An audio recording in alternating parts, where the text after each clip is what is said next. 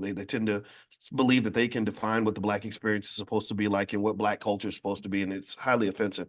But anyway, this show, I was looking at this and I heard people talking about it. I heard one guy, he was 100% correct. He said, I'm boycotting this show. This is why Black people should not watch this show. This show is terrible. No, no, no. And I said, I was thinking, I said, I agree with him. He's 100% correct. But here's the thing. I'm not sure, but I wonder if we can question one assumption about the show. The assumption is that the show was made for us, that it was made to market to Black people. And I thought about it. I said, I don't think that show was made for us. I think the show was made for other people to talk about us. The same way, if I make a show about polar bears, I'm not marketing the show to polar bears. I'm not going out to the polar bear community and saying, hey, y'all, I need y'all to watch this show about polar bears because you're really going to like it. It's going to give you insights into your life. No, if I make a show about polar bears, I'm marketing that show to people who want to watch polar bears, not polar bears themselves.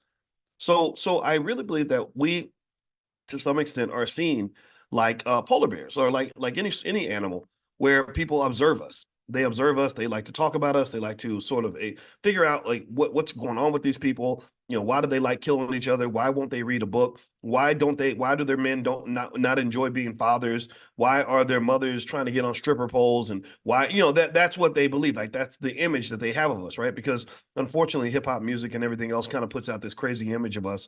Not all hip hop, but a lot of it does.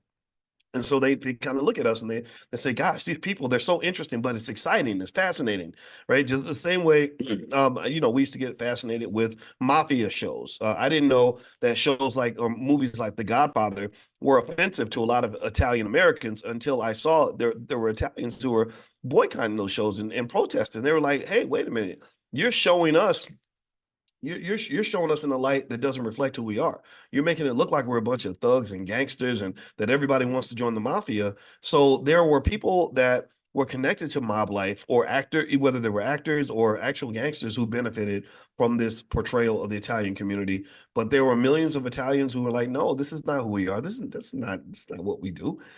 So really if you think about it, right, the movie The Godfather was not a movie that was meant to be sold to the Italian community. It was sold to us, to sort of present the Italian community as this really curious specimen, like that has this really interesting culture that is scary but exciting at the same time. So that's the first observation I made about that show.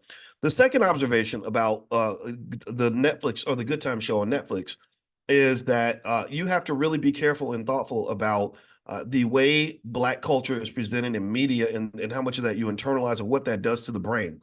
So when you present Black people as it always in a struggle, always consistently broke, busted, disgusted, suffering, traumatized, drug dealing babies, trying to kill each other, trying to scare the hell out of each other, which unfortunately, that's what the original show did. I mean, we had the excellent portrayal by John Amos, who was the father, that was one thing that I really loved, and they cared about each other. And John Amos actually gave a really great endorsement for the All Black National Convention, which I appreciate.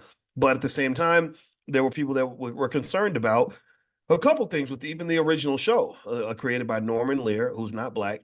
Is number one, there was JJ,